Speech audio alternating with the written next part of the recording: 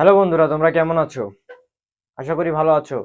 তো আজকে চেন্নাইয়ের লাস্ট ম্যাচ এবং আজিম মুস্তাফিজুর রহমানের লাস্ট ম্যাচ এই আইপিএল এর, এটা বলাই যায়। কারণ 1 তারিখ পর্যন্তই বিসিবির কাছ থেকে তারা এনওসি নিয়েছিল মুস্তাফিজুর রহমানের জন্য। সেজন্য মুস্তাফিজুর রহমানের আজকে লাস্ট ম্যাচ। যেভাবেই হোক মুস্তাফিজুর রহমানকে, তিনি যেমন ফার্স্ট ম্যাচটা, যে প্রথম ম্যাচটা হয়েছিল, সেখানে প্রথম 2 ওভার দুর্দান্ত বোলিং করেছিলেন এবং সেখানে যে তার পরিবর্তনটা হয়েছিল অসাধারণ বলা যায়। যেখানে তিনি 30 রান দিয়ে 4টি উইকেট নিয়েছিলেন। তো আমরা চাবো যে এই মুস্তাফিজুর রহমানের জন্য লাস্ট ম্যাচটাও খুব স্মরণীয় হয়ে থাকে, খুবই দুর্দান্ত হয়ে থাকে। যেখানে 3 জন বলার 14 উইকেট নিয়ে আছে। যেখানে আছে আপনার মুস্তাফিজুর রহমান, আপনার হর্ষদ প্যাটেল, তারপর হচ্ছে আপনার জাসপ্রীত বুমরাহ। এই 3 জন বলার 14 উইকেট করে নিয়ে আছে এখন পর্যন্ত। তো আজকে একটা পার্পল ক্যাপের লড়াই চলবে। মুস্তাফিজুর রহমানের পিছনেই কিন্তু আবার আছে পাথিরানা।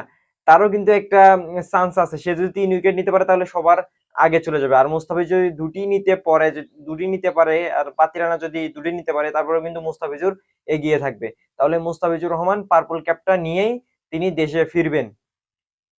তিনি কিন্তু পার্পল ক্যাপটা নিয়েই দেশে ফিরবেন। তো বন্ধুরা, পাঞ্জাব কিংস গত ম্যাচটাতে যেভাবে 261 রান চেঞ্জ করেছে, এটা আসলে অবিশ্বাস্য ছিল। আসলে এটা অবিশ্বাস্য ছিল। কলকাতার বিপক্ষে 261 রান চেঞ্জ করে, বা পুরো আইপিএল কোন দল, পুরো বিশ্বে টি-20 ইন্টারন্যাশনাল বলেন, ফ্র্যাঞ্চাইজি লিগ বলেন, কোন জায়গায় কিন্তু 261 রান চেঞ্জ হয়নি। সেখানে কিন্তু 261 রান চেঞ্জ করে তারা ম্যাচ জিতিয়ে দেখে দিয়েছে যে টি-20তে আসলে 250 রান চেঞ্জ করে জেতা যায়। আপনার যেখানে দেখুন যে কেকেআর 261 রান করেও তারা ম্যাচ জিততে পারেনি। কিন্তু যেহেতু এটা চেন্নাইয়ের উইকেট, এখানে আসলে 250 রান হবে না, হওয়ার কথাও না। আপনার যদি খুবই ভালো খেলে তারপরও 210 পর্যন্ত যেতে পারে, 200 আশেপাশে বা 210 এরকমের আশেপাশে যেতে পারে। এটা কিন্তু অনেক একটা ভালো স্কোর এই চেন্নাইয়ের চিপকে। তো আমরা চাচ্ছি যেন আজকে চেন্নাই সুপার কিংস খুবই ভালো খেলে এবং ম্যাচটা তারা জেতে। কারণ তারা যদি আজকে ম্যাচটা হেরে যায়, তাদের প্লে অফে উঠতে খুব কষ্টকর হবে।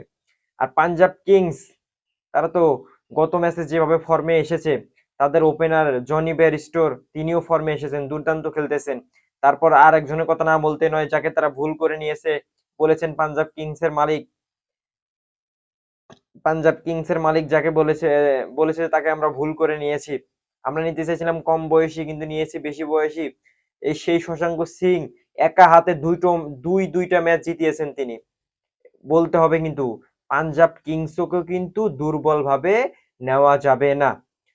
যদিও আমরা চেন্নাই সুপার কিংসের মাস্টার মাইন্ড, তাদের যে খেলার যে একটা ধরন, ক্যালকুলেটিভ ভাবে তারা খেলে প্রত্যেকটা ম্যাচেই, বোলিং ব্যাটিং ফিল্ডিং সব জায়গায় তারা দুর্দান্ত খেলতেছেন।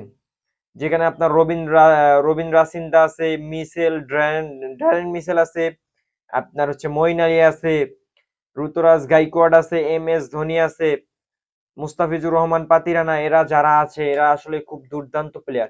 দেখুন চেন্নাইয়ের কিন্তু আপনি যদি তাকান, তাদের কিন্তু খুব বড় মাপের কোনো প্লেয়ার নেই অন্যান্য দলগুলো যেগুলো আছে। কিন্তু চেন্নাইয়ের মাস্টার মাইন্ড যে যাকে বলা হয়, সেই এম এস ধোনি, আসলে তিনি যতদিন চেন্নাইয়ে থাকবেন, চেন্নাই একেবারে কোনো সময় খারাপ খেলবে না। যদি ফাইনালে না ওঠে, একেবারে কোনো সময় খারাপ খেলবে না। তো মুস্তাফিজুর রহমানের আজকে একটা, আমরা চাই যে তার একটা ভালো দিন হোক। আমরা মন থেকে চাইছি সে আজকে ভালো খেলুক। আজকে তিনি একটা এমন একটা স্পেল করুক বল, যে আমরা সেটাকে স্মরণীয় করে রাখতে পারি। আর পরবর্তী 2025 আইপিএল এ যেন প্লেয়ার ড্রাফট থেকে মুস্তাফিজুর রহমানকে এই লাস্ট ম্যাচের বোলিং স্পেলটা দেখে তার যে প্রাইস মানি 2 কোটি, সেখান থেকে যেন বাড়িয়ে দিয়ে তাকে নেওয়া হয়। আমরা এটাই চাচ্ছি। কারণ যেখানে মিচেল স্টার্কস 25 কোটি টাকার প্লেয়ার, সে কি বল করছে, আর মুস্তাফিজুর বোলিং কি দেখছেন?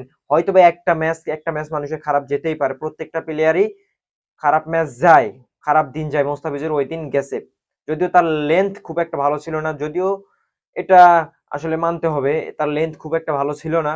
কিন্তু মানুষের তো খারাপ দিন যায়, একটা প্লেয়ার তো খারাপ দিন যাবেই, একদিন ব্যাটসম্যান একদিন বলারের খারাপ দিন যাবেই। আর এমনিতে এবারের আইপিএলে যে রান গুলো হচ্ছে, রেকর্ড রান যেগুলো হচ্ছে, এগুলো তো আসলে বলার কিচ্ছু নাই, বোলারদের ভয়াবহ অবস্থা। এটা তো একদম ব্যাটসম্যানের আইপিএল হয়ে গেছে। তো আমরা চাচ্ছি যে মুস্তাফিজুর রহমান আজকে ভালো খেলুক এবং পার্পল ক্যাপটা নিয়েই সে দেশে ফিরুক, আমরা এটাই চাচ্ছি। এবং সে জিম্বাবুর সঙ্গে হয়তো স্কোয়াডে থাকবেন, স্কোয়াডে তো আছেন, তিনি অবশ্যই হয়তোবা খেলবেনও। কিন্তু আমার লাস্ট একটা প্রশ্নই রেখে যাচ্ছি আপনাদের কাছে, আমার যেটা মত, যে আসলেই কি আইপিএল থেকে নিয়ে আসা জিম্বাবুর সাথে খেলানো, এটা কি আসলেই ঠিক হলো?